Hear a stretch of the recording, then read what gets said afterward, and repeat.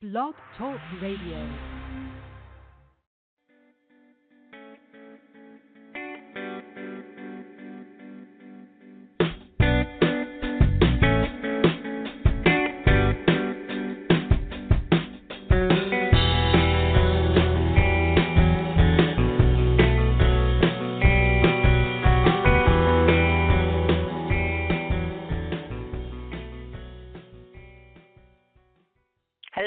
Hello, and welcome to the Mystical Musings Show with Mary Brown. I am that Mary Brown, and I'm really excited about the show today. I have a very special guest, tarot author and expert, James Ricklef, and we are going to discuss one of the great philosophical questions of our time, and that is, how does tarot work?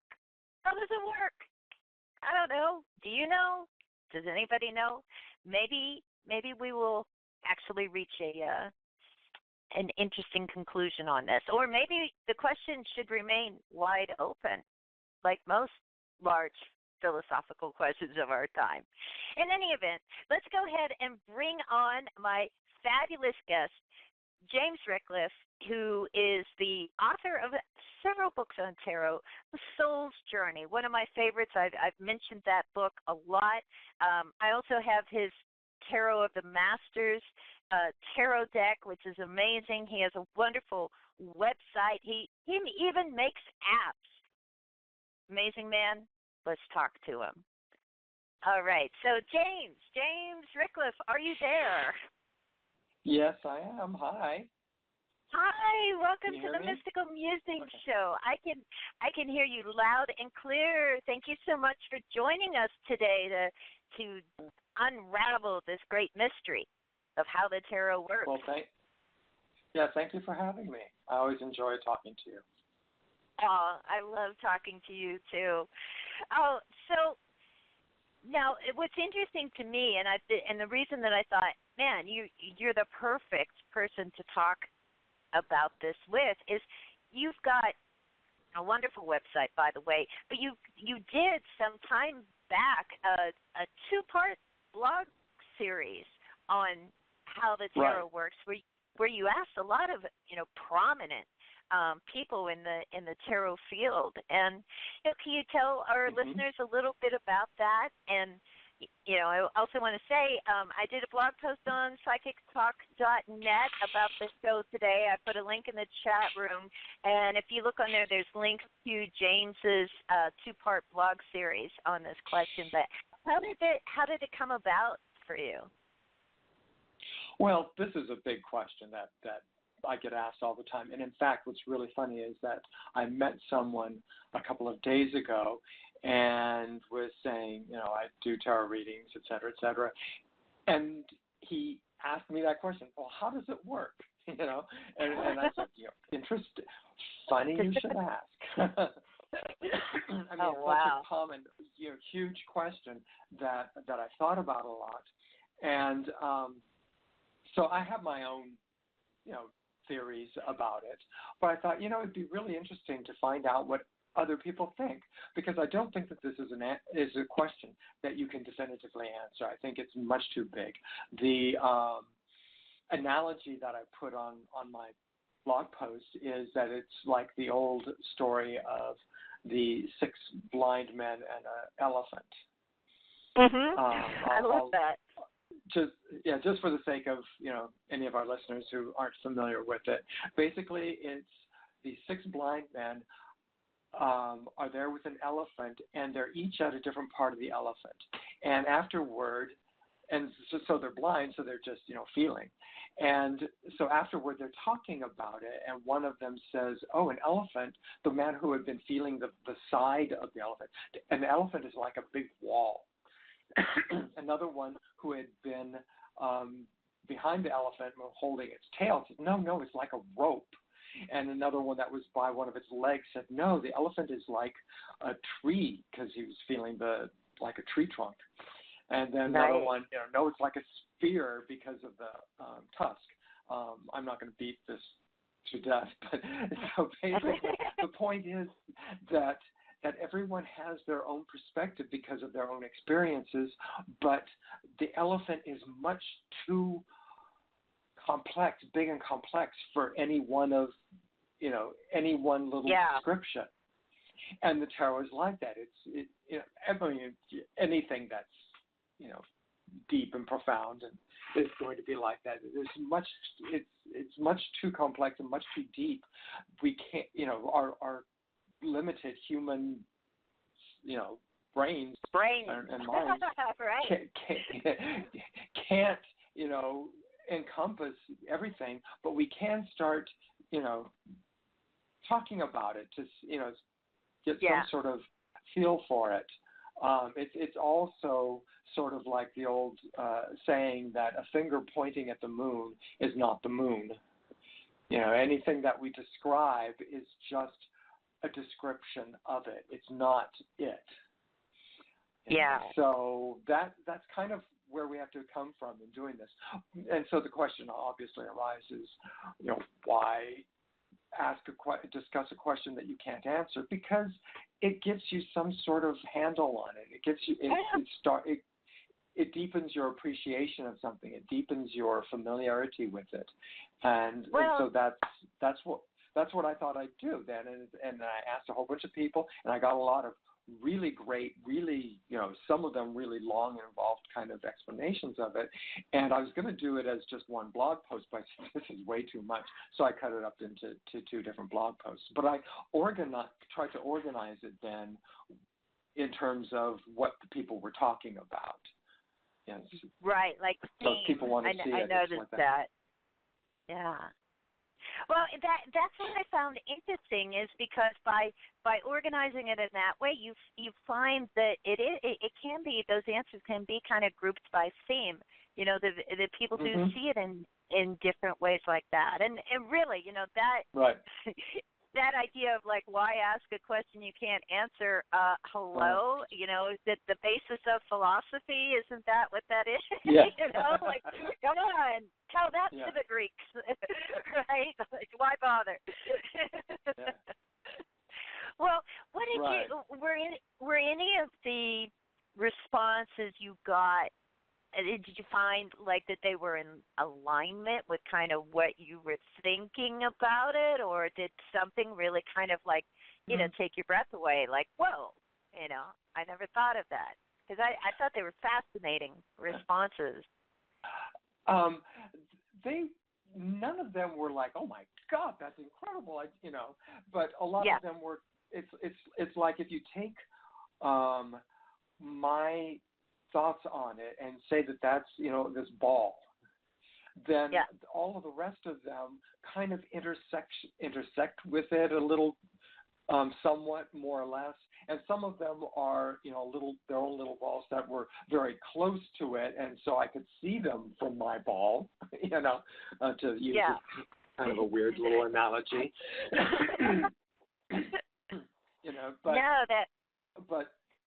But they were, a lot of them were really interesting in their different kind of takes on what I was thinking. I'll give you an example of one, because one of them, I love it because it's real pithy. It's short and succinct, but it's really great. This one was from Julie Kucha-Watts. And Julie, if you ever listen to this and I mispronounced your name, please forgive me.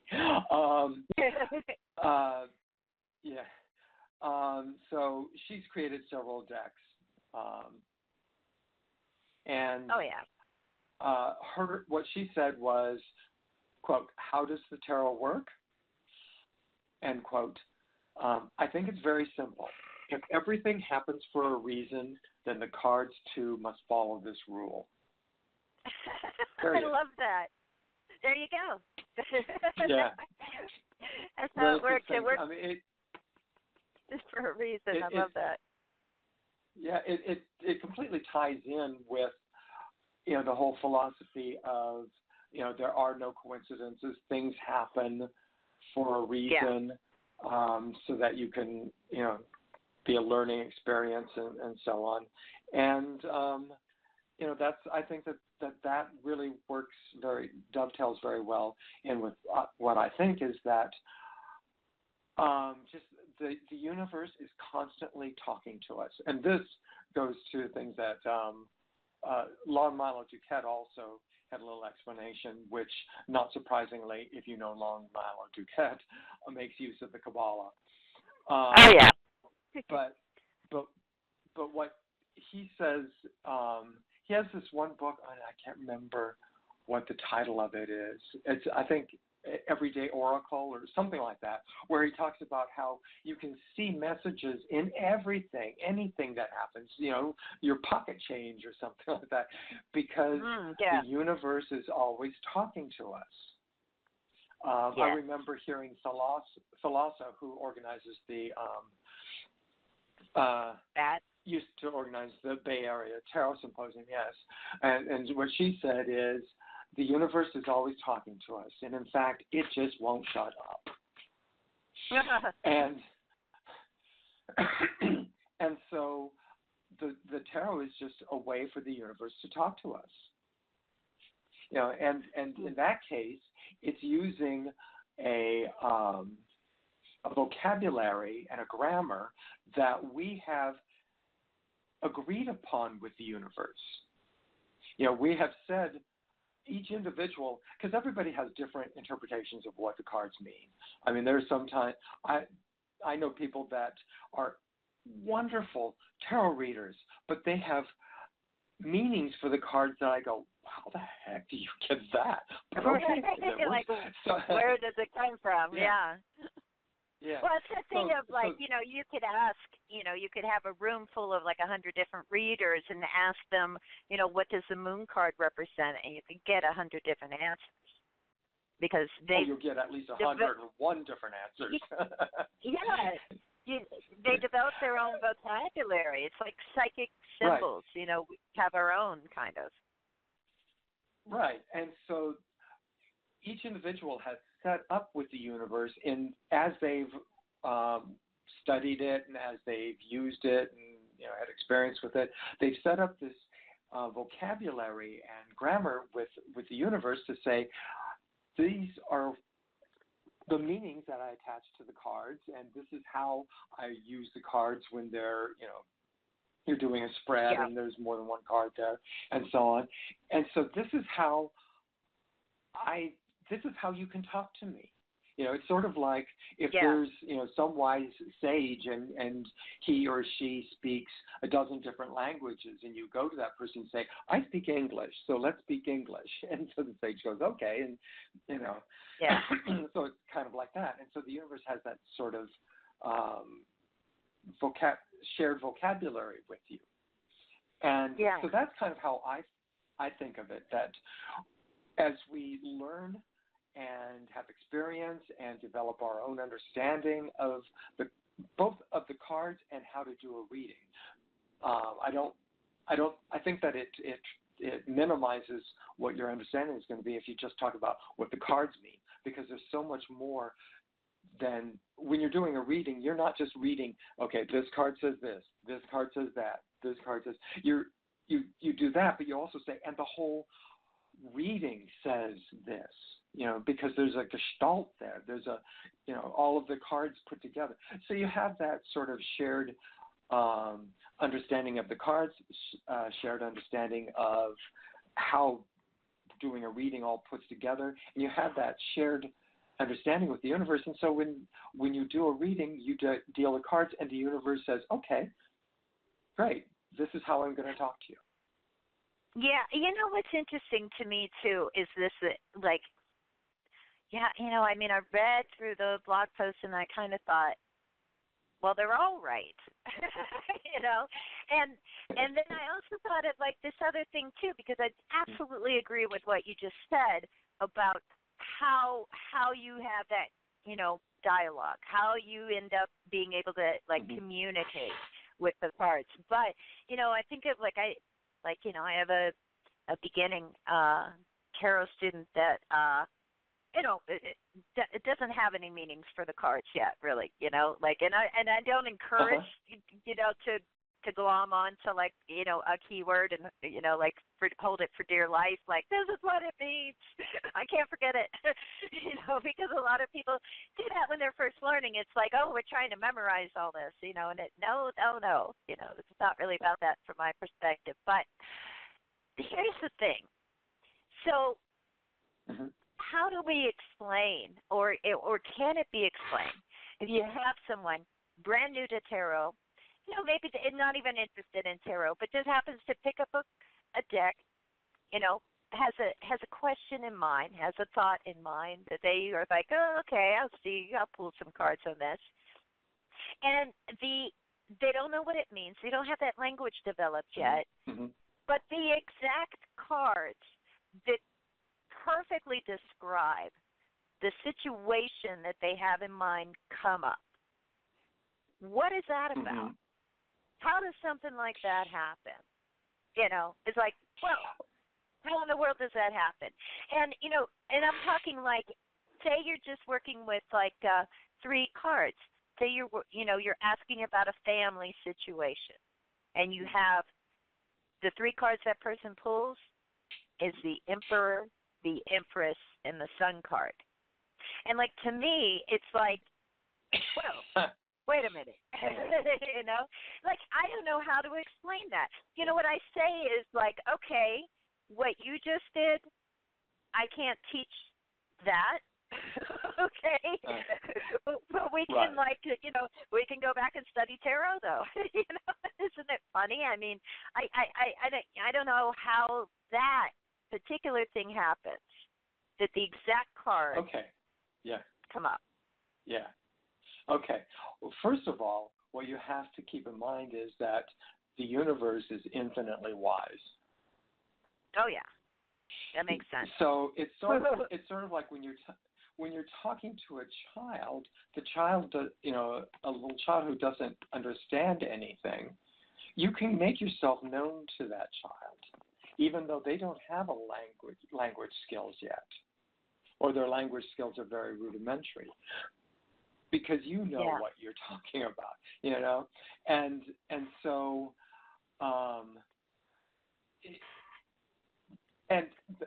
but what you're referring to, that sort of situation is, because sometimes a new person comes in and they put down cards or something, and they're totally baffled. It just makes no sense at all to them. Okay. Yeah. The difference is, number one, how open is that person to this? And that's not a blame thing. Oh, you're not being open enough. Some people just have an openness, and other people have to really work at it and train themselves. And the second thing is, it's very possible that the universe says to this one person, okay, you really need to know this, so I'm going to use really easy words for you. I'm going to talk, Yeah. Whereas for the other one, it's like they're asking some trivial question. The universe says, come. I don't know. I don't need to talk to you about this. Come back when you're able to talk better. Serious. When you're able to put. Yeah. Or it could be the also the kind of question. I mean. Yeah. If one person really needs to understand their relationship with their mother, another person wants to know if when is Joe gonna come back to me?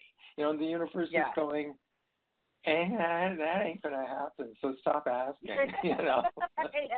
Like, I don't really want to tell you, but right. I think it's fascinating, and I thought about just this question, how does tarot work? And I thought, well, if I were to answer it, and it's not that if I were to answer it, I thought back of like what I find myself saying to people, and a lot of times I say to people, this is how I approach it. This is how I work with it. This is how it works for me. And so I think a lot of times maybe it's really that subjective, because if I'm somebody that, say, for example, sees it and a lot of people do, sees it as like entirely only a tool of spirituality, and say, I look at it from the point of view of like, okay, the tarot does work, and it works because I always pray to Thor, before I do my readings, and I do good readings, and it always, I have this high accuracy, and that is because of Thor's blessing, So for that person, it's like it's true. It's true to them, maybe. Do you know what I mean?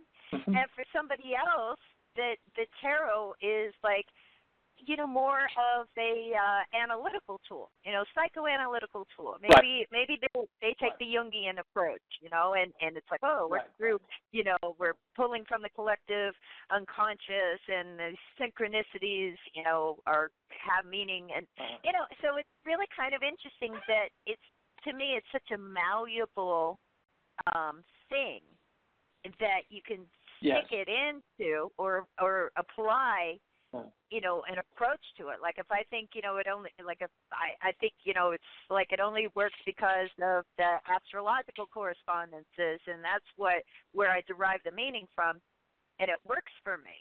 I mean, it's interesting because it's like I see so many people take so many different approaches, and it all works for them. Is that interesting or what? Yes.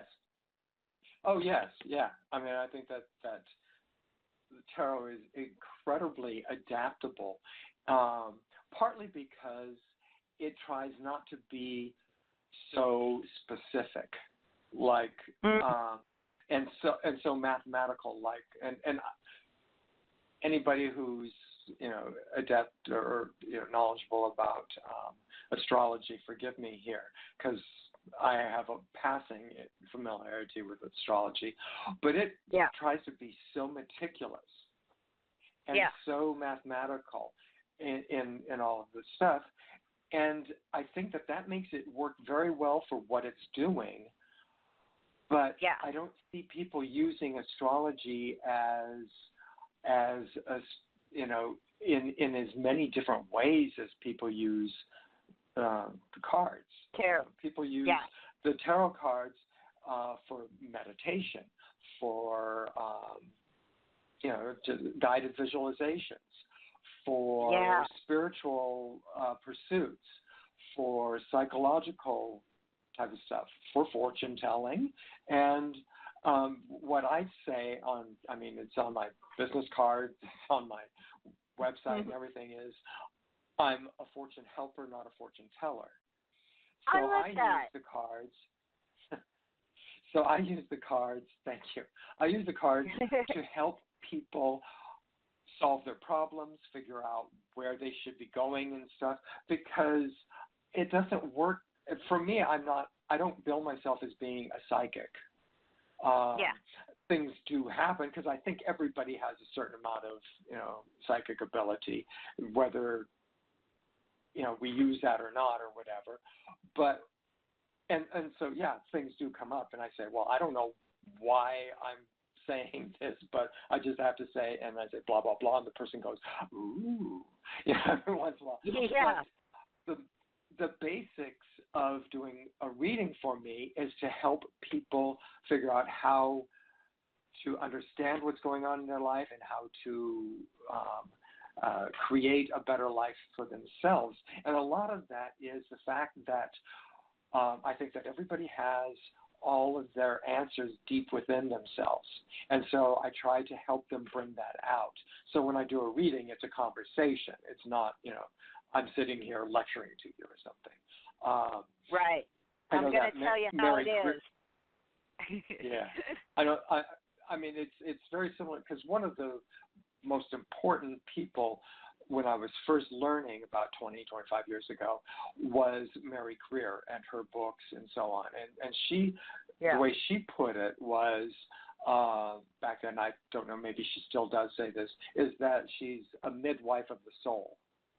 Oh, so she's helping people to, bring forth their, their soul's journey. And that's just kind of my interpretation of what she says. If she's listening to this and says, no, that's not exactly what I mean, I beg with forgiveness for that. Man, you're just going to piss off all the big people, you know. You're going to pronounce Julia's name wrong. Mary Kay Greer's like, what's he talking about? But, hey, just wanted to give a shout-out where people can go to find all these great blog posts and if they want to book a reading with you and stuff. It's jamesricklef.wordpress.com. And any other links that they should check out? Well, that'll lead you to everything. It's the gateway. Welcome to James. I mean, at the top, at the top of my blog, then there's tabs. The most important ones, then, in terms of finding out, my products and services, are the two tabs that say products and services. So if you want to get a reading, services, and if you want to find out about my books or my decks that I've created, you can click on products. Yeah. You have the links on your website, don't you? Yeah, I have them on the blog post. I posted that in the chat room and shared it on our Facebook group, Psychic Talk,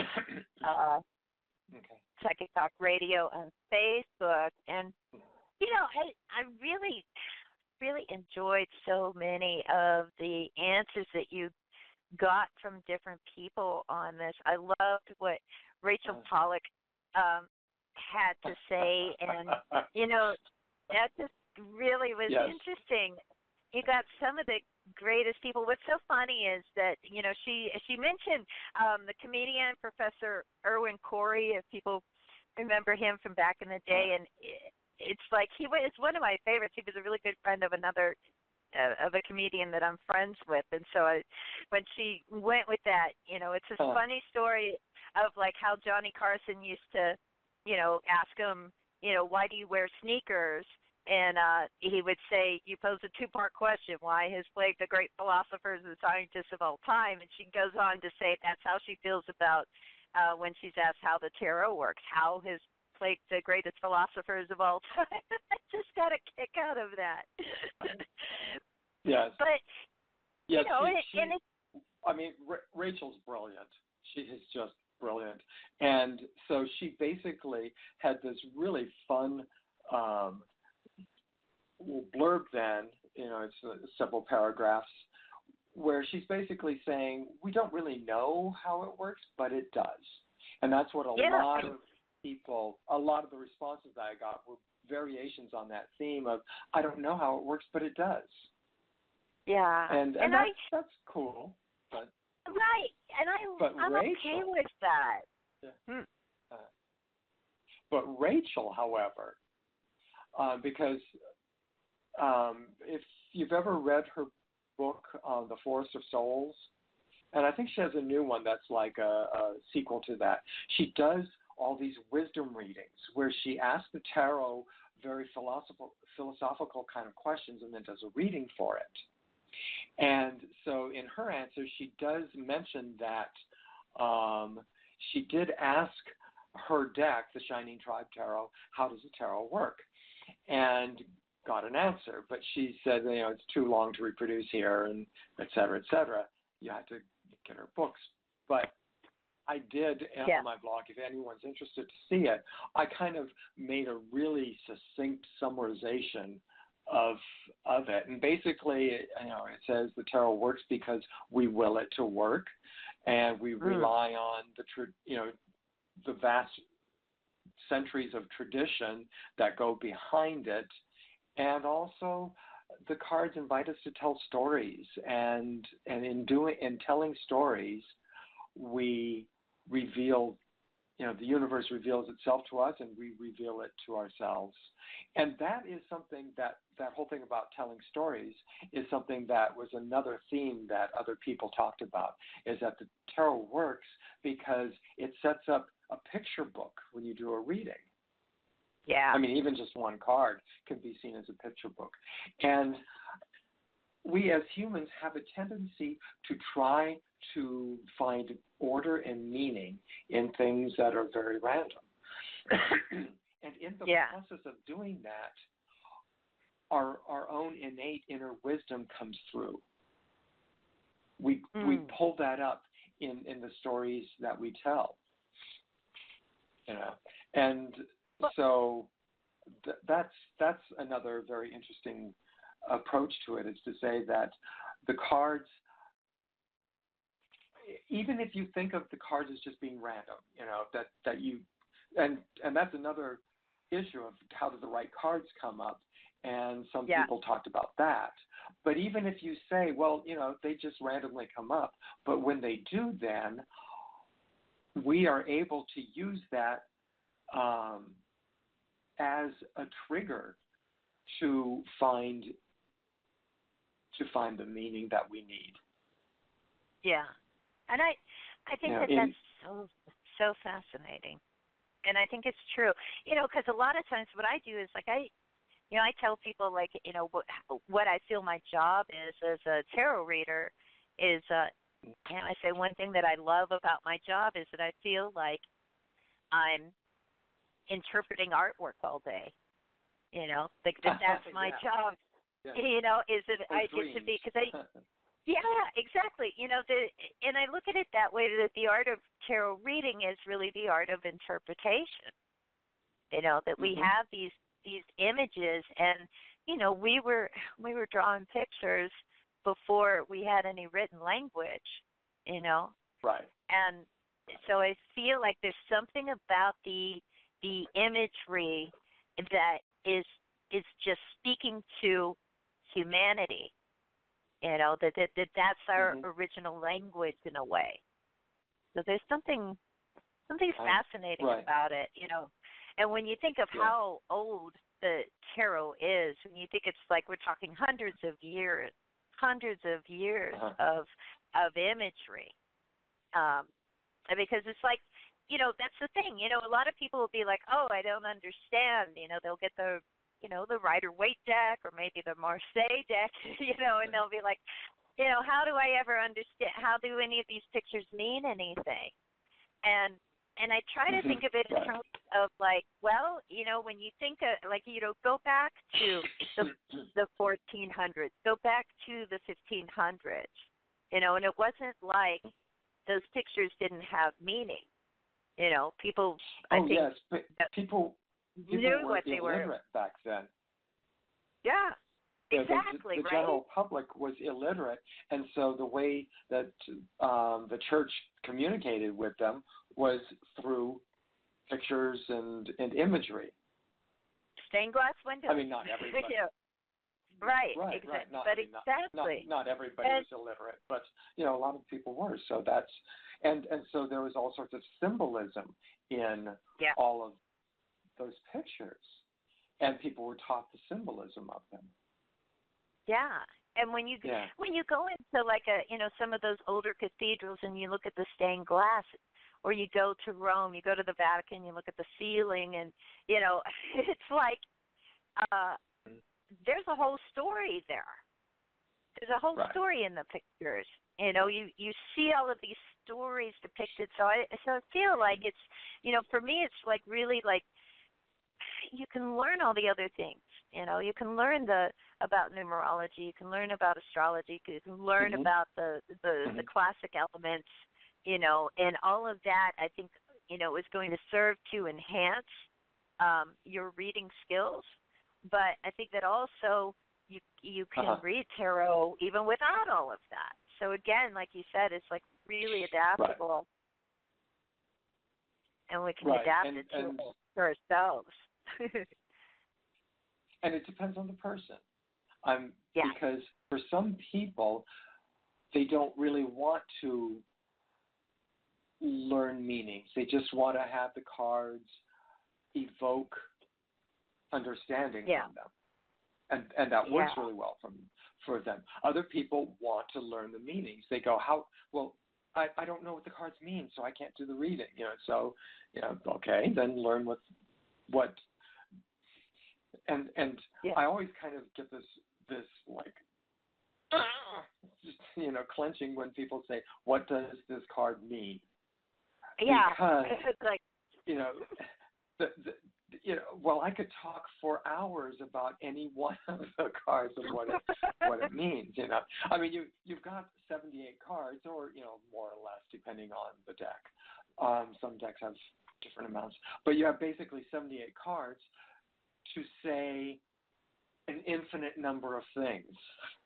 So, you can't just have like, oh, the Five of Pentacles means poverty. But you're so good at that, though. Yeah. One thing I want to say, and I want to just point out to our listeners, you're brilliant at that kind of thing, though. With your pithy tarot app and your pithy tarot meanings that you write down, and it's not like you're sticking us with one thing. You're giving us a different point of view with those meanings that I think people can draw out whatever keywords that they wanted to if they just sat with each of those and thought about it. Right, so and that's what I'm trying to do. By the way, the Pithy Tarot app is died. So no, there is a Pithy Tarot. I know, but there is a. I do have a Pithy Tarot book, but anyway. And on my blog there are hundreds of Pithy Tarot meanings on that also. But that's kind of when I'm doing that, I'm saying here are some examples. Take from them what works for you.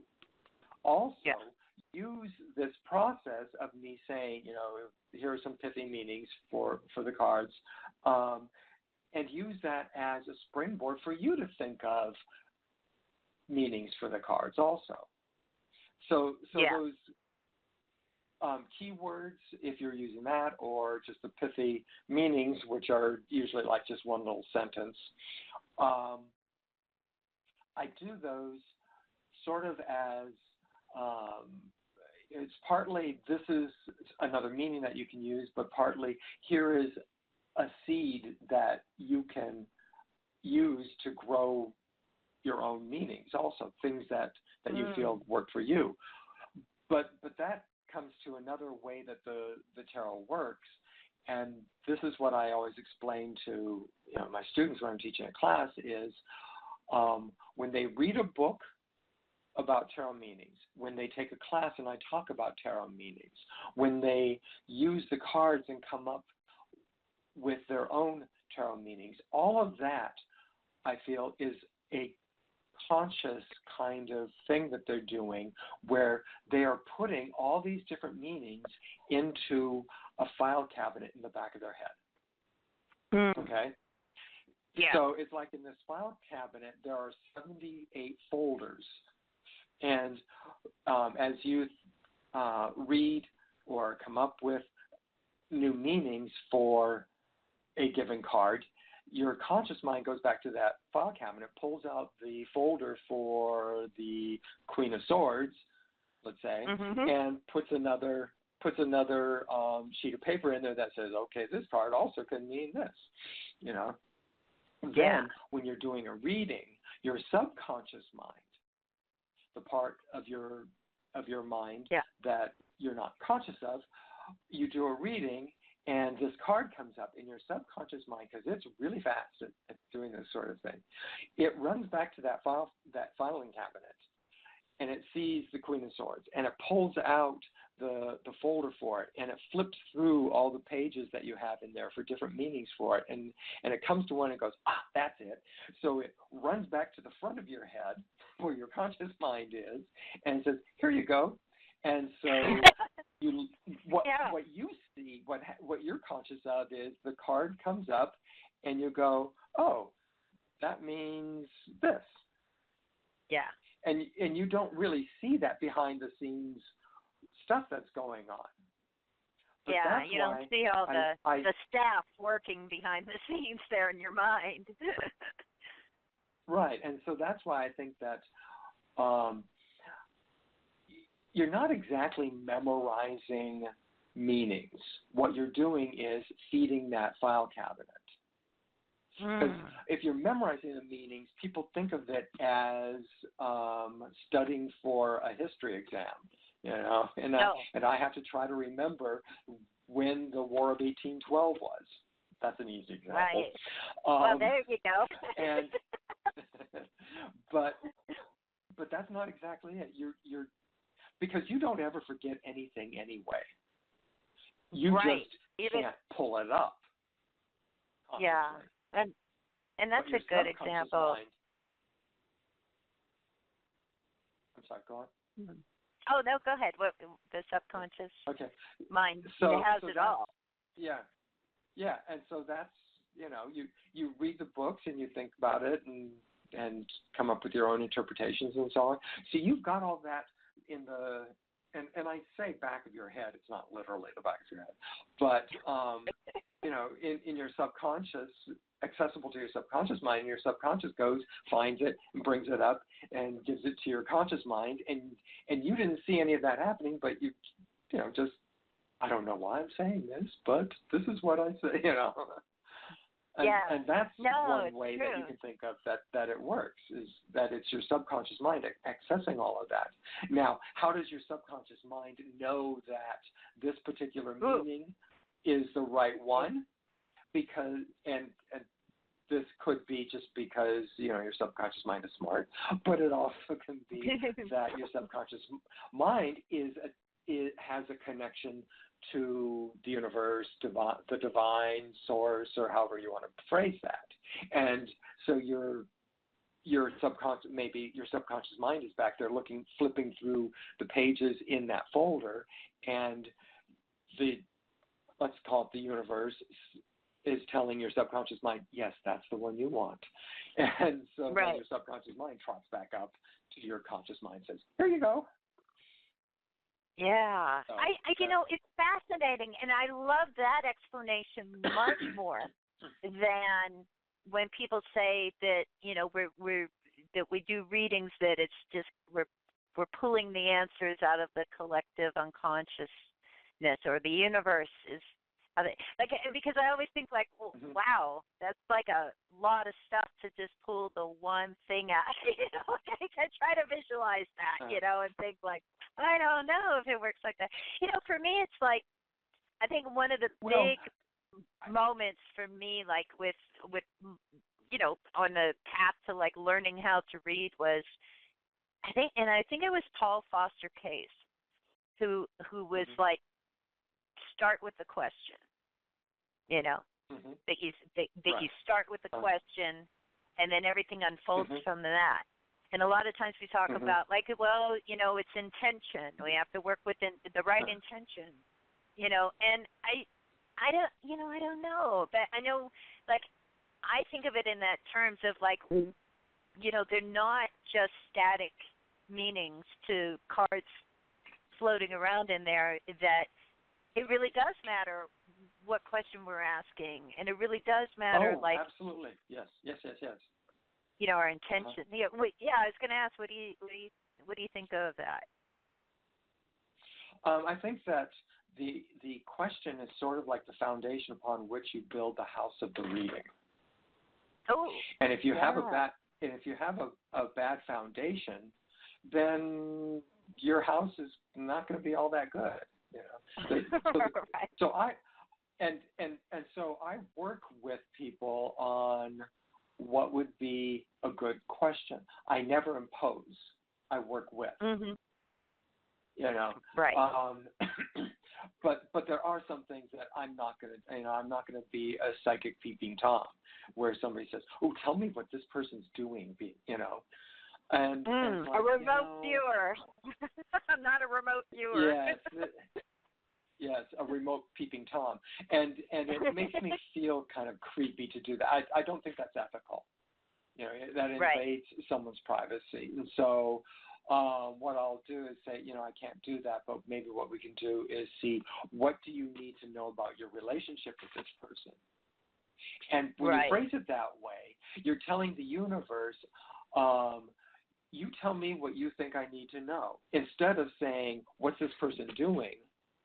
when Right. they're when I'm not with them, then you're telling the universe, this is what I want to know, instead of Right. asking the universe, tell me what you think I need to know.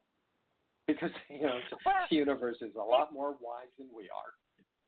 Well, and it's so fascinating because, that's like a whole other topic, right? The idea of psychic spying or psychic peeping Toming. And what I've always found fascinating about that is that it's like we can have different points of view on that topic, and yet somehow we're all agreeing that it's even possible to do it. So I think that's fascinating. Like we're saying, like, this is real, this can happen, and I'm not the kind of person that wants to do that.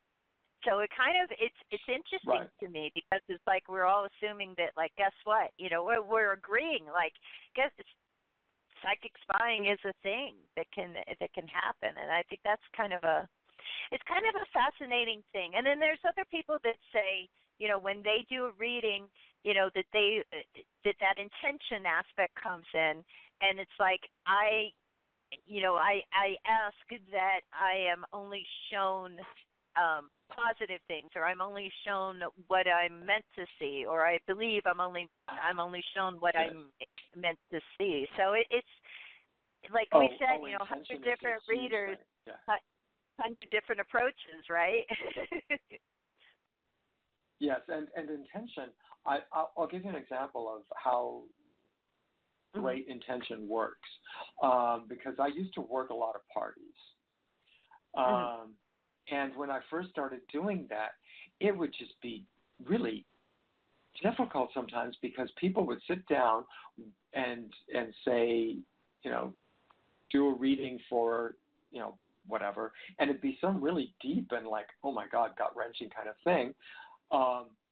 That's at rare. A party. Usually people, right. Yes, at a party, usually people would just say, I don't know, just, do a reading for me.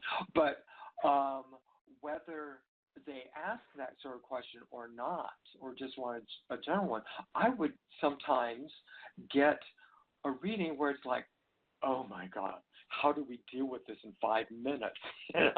Because I'm going to have like about 5 or 10 minutes to do, depending on the situation at the party, to do this reading for this person.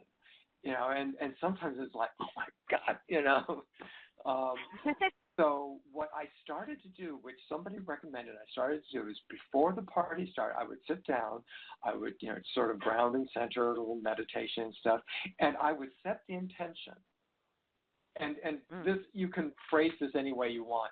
Are you setting an intention? Are you praying to God or whatever? But I would set this intention that that all the readings at this party would be at a level appropriate for doing a reading at a party.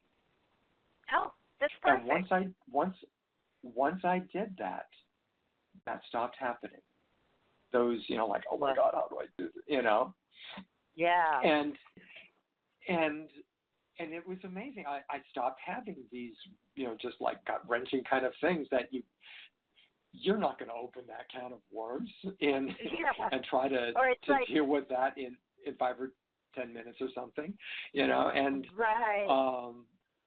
and it really made a difference. And it wasn't anything that you could say, oh, well, people used to ask, should I get divorced from my husband and stuff like that, and now they just say, oh, what should I have for dinner tonight? It's not like there was this huge difference in the questions that they asked. It's just the readings changed. And not all, because, when I was at a party at the very beginning, a lot of them would be just like, could be encapsulated in 5 minutes. But some of them, it's like, how do I, put 10 pounds of shit into a 1 pound bag, No, for real. And so, but with this, I love this discussion because it's like when we ask the question, how does tarot work? It's not one simple question because it also encompasses those other things. How does intention affect things? how does it work? How do we work? What's the reader doing? What's the question have to do with it? All of this. I mean, it's a big question, like literally. Right.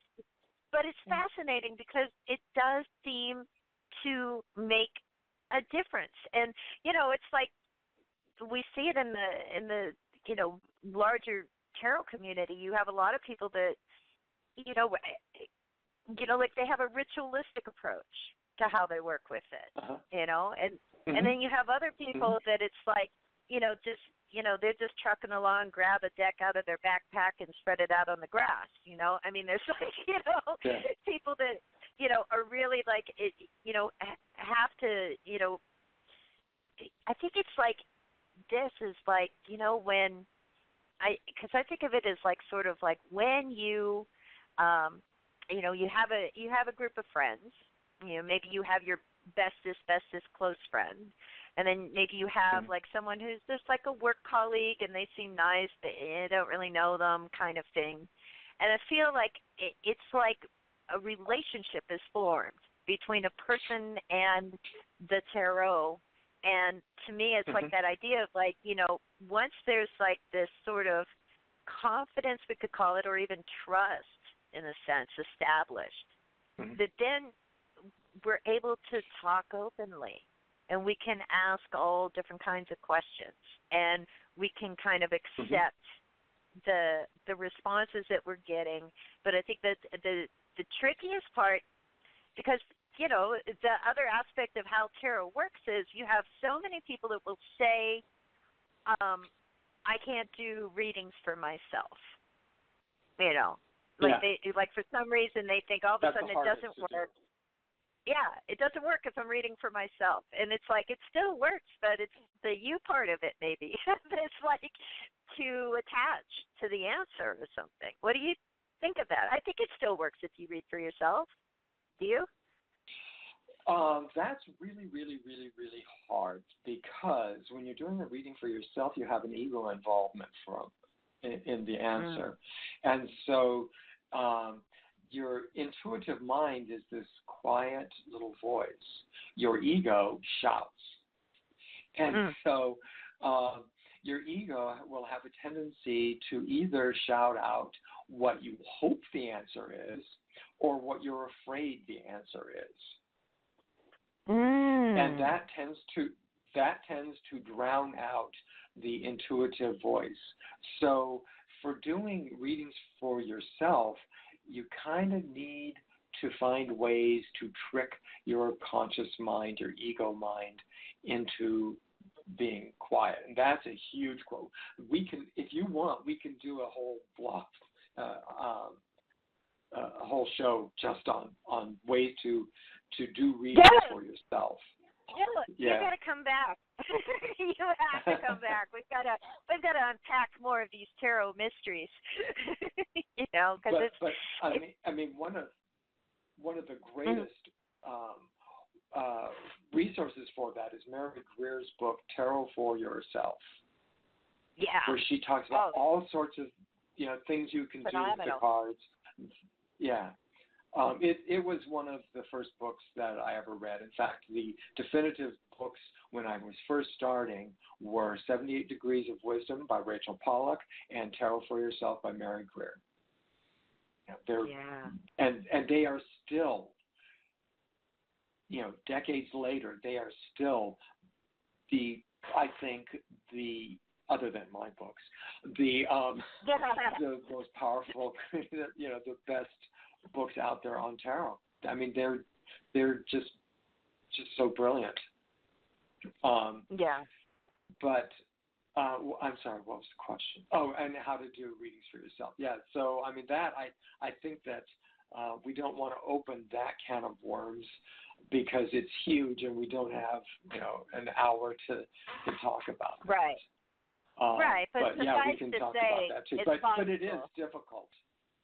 Yes, it is possible, but you're going to, and I'm sure there are some people that are very good at pushing aside their ego and saying, okay, shut up, ego. I'm not listening to you right now. I want to listen to the quiet voice of my intuition and hear that. But for most of us, right. that's really hard. And we either have to find different ways of using it, like, all the different things that Mary Greer talks about in Tarot for Yourself, Yeah. or find ways of just tricking yourself. And this is one thing that I saw written up, and I'll relate it pretty just quickly, is that what you do is you write up several different questions that are related to your basic question. Okay, so they're like sub-questions under your basic question for the thing, the reading. You put them on a note card, and then you shuffle those up, and you lay them down face down. Okay?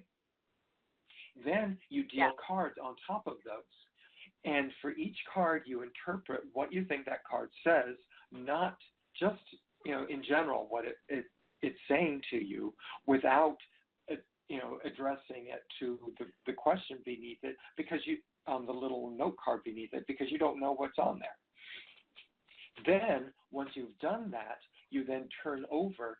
So first you have the answers, and then you turn back over and see what that answer is addressing, what question it's addressing.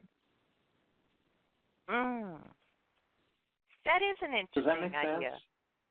Yeah, it does. It does, because it's like you're trying to kind of, short circuit or like circumvent that sort of ego response that way. Right, because you're not going to get an ego response to interpreting that card because you don't know what the question is. The universe knows, but you don't know. And so you're just then interpreting the card. That's fascinating. Well, my goodness, we're at the end of the show already. I'm going to speak for both of us, but no, I've had a great time. I did too. Thank you. I did too. Thank you and so much for the hour just flew by. It did. Right? I mean, I could talk to you for hours if you'd let me, but I think you'd be trying to get away after a while. Like, oh my God, does she ever shut up? But after 12 hours, I might start to get antsy. Right, a little uncomfortable. But anyways, I just want to let everybody know again, to find James, go to jamesricklef.wordpress.com. You could also look for him on Facebook. He's everywhere. He's really into social media. I think you've got your Twitter or Facebook. But if you go to jamesricklef.wordpress.com, you can find links to all of those places, read his 2-part blog series, and right, you have the links to that. What else? Yeah, and oh my gosh, get his books. At least get the Soul's Journey. At least get that. At least get Pithy Tarot. Get something. Okay, you need it. Well, thanks again so much, James. Thank you. And you have to come Thank back, you. please. All right, take care. Okay. Bye-bye. Thank you. All right. Well, I want to thank everybody for tuning in today to the show. I want to let you know also to tune in to some of the other shows we have on psychictalk.net. You can find a list of those shows by going to psychictalk.net/upcoming. And the next show that we do have coming up is on Monday, August 5th. That's Janice Fuchs will be live on the air on the Wisdom of Your Soul show, and that is 1 p.m. Eastern, 10 a.m. Pacific. And then later, right after Janice's show, is the Empowering You episode. It's a show series wrap-up on the Compassionate Light Healing and Guidance show with your host, Catherine Hahn. And again, where you can look at everything coming up is psychictalk.net/upcoming. I will be back on, when am I back? I am back on not this coming Saturday, but Saturday, August 17th, I will be on the Psychic Saturday show with my co-host, Dax Carlisle, and we will be talking about all these crazy decks that I've been collecting and just the idea of collecting decks as well. So I thank you all again for listening. I hope that you enjoy the rest of your day, the rest of your weekend, and I will see you soon. Take care, everybody. Bye-bye.